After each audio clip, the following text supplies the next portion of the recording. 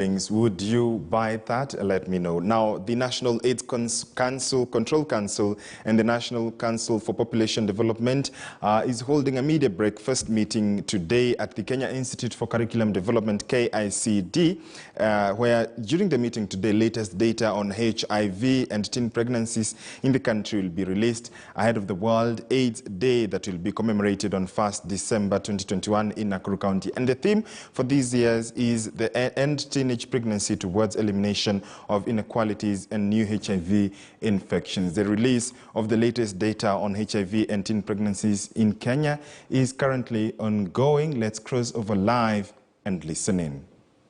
I want to be in that shoe, trying to talk to a girl. First of all, she even tells you, I was defiled. So again, there's something else, violence.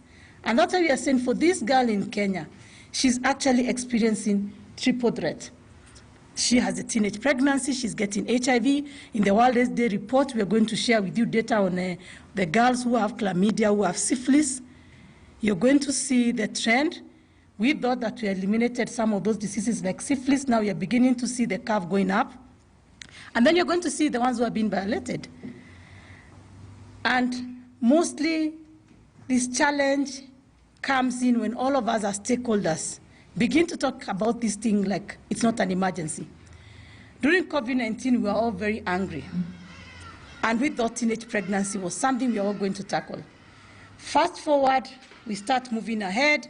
We now speak about girls getting pregnant and giving birth during exams, then silence again until an isolated case happens. But for us, we are saying we must come together in a movement made of stakeholders, and the media today is a very critical stakeholders if you have to end teenage pregnancy. So first of all, Kenya did miss the target on HIV prevention. Although we have done well, last year we had around 42,000 infections. This year we are at around 32,000. However, we wanted to be at around 25,000 or less. So we did miss our target, but we made progress. But this progress is not fast enough.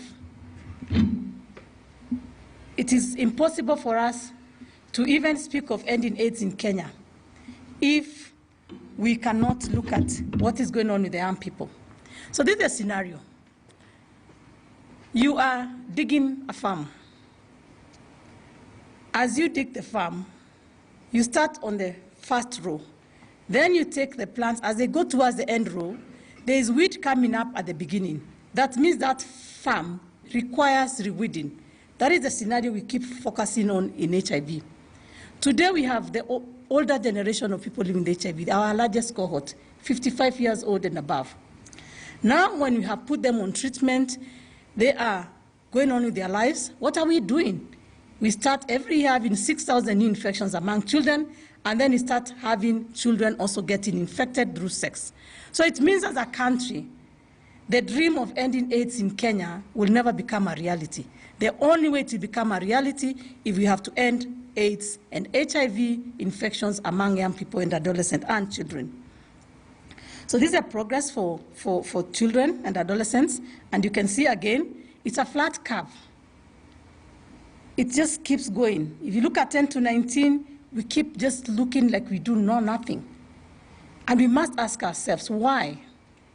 Why is it that Kenya is not doing what Swaziland is doing? Why is it that Kenya is not doing what Lesotho is doing?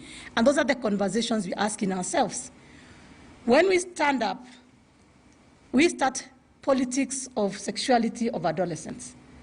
Today, if I stood here and tell you that countries that stop HIV give information and comprehensive information to their children about sex, you're going to condemn me and say that woman has said she wants to teach sex education to their children. But the reality is these children are there, they're having sex. So we must have different conversations as stakeholders, as media. How then do we package this information and ensure we are ending HIV among adolescents and young people? And this is the reason why our gains are very fragile. We make 5 steps forward and we go backwards because there's an animal in the room, and the animal is a child, is the adolescent. And this is the young people we must focus on. Prevalence, you just had from the teenage pregnancy discussion. Again, you see Kisumu, Homa Bay, Siaya, Migori, Busia, Mombasa, Uasin Gishu. We still have adolescent and young people having high HIV prevalence. This is not low for any country because it shows these children are being infected now. Are they dying? Yes, they are. For parents who have raised up a child living with HIV, one of the difficult conversations you have is to give that medication every day. And when they get to become a teenager and they decide that enough is enough, they don't want these drugs, then you end up losing them.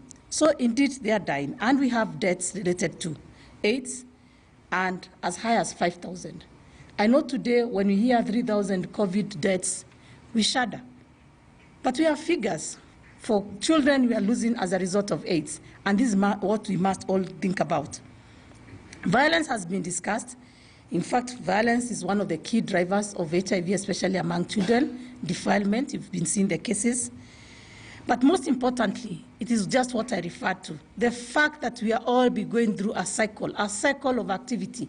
But the one thing we don't do is tell each other, how shall we stop the river from flowing that stream upwards? We must go up, and that is why teenage pregnancy is becoming our conversation. I must also say that Kenya has a very large burden of HIV. We spend around 25.4 billion Kenya shillings on commodities alone. This is basically a commodity being bought and being used in that year. Nairobi County, Kisumu, Homa Bay, Siaya, Migori are some of the counties that have very high budgets within the national government that we have to give those commodities to. So therefore, if you're spending 25.4 billion just only on commodity, it tells you that it is impossible to sustain the response unless we stop new HIV infections. And that is why one of the strategies has to be stop teenage pregnancy and have this conversation going. This trend we have had from my colleagues who spoke, that although COVID-19 brought this conversation, and we want to thank the media stakeholders who actually highlighted this conversation on teenage pregnancies, it is just an issue that we've all been like shying away from confronting. They, adolescents, teenagers, are still being given birth in Kenya. We have been attending them as mothers in our facilities, which is completely unacceptable. During COVID-19, we saw low reporting rates, but however, you can see that we began to see now the children, maybe because the mothers also were staying with their children, going for antenatal visit, which then brought to the fore that actually we have been serving children as mothers, which is what Dr. was saying. We cannot continue doing something like this. We talked about county-specific contribution. I don't want to belabor on that. But most importantly is to just keep focusing on the 10 to 14. Nairobi County. Where is a child mother in Nairobi County? It is an issue of inequality. You will not find that child in a home where they have. You're most likely to find a pregnant child between the ages of 10 to 14 from those who do not have. And that is why it's an issue of inequality. We have to look at the inequalities in Nairobi that drive teenage pregnancy, mostly especially with people living in poverty situation, in slum areas, no protection, where they are being raped, defiled every day. And these are the conversations we want to, as we launch the World AIDS Day report, to put into that report that will then give us way for the next 1 year or so to begin making this issue as an issue for everyone. Indeed, appalling statistics coming in from that report from the National AIDS Control Council and the National Council for Population Development, a story that our very own Bildin Walieu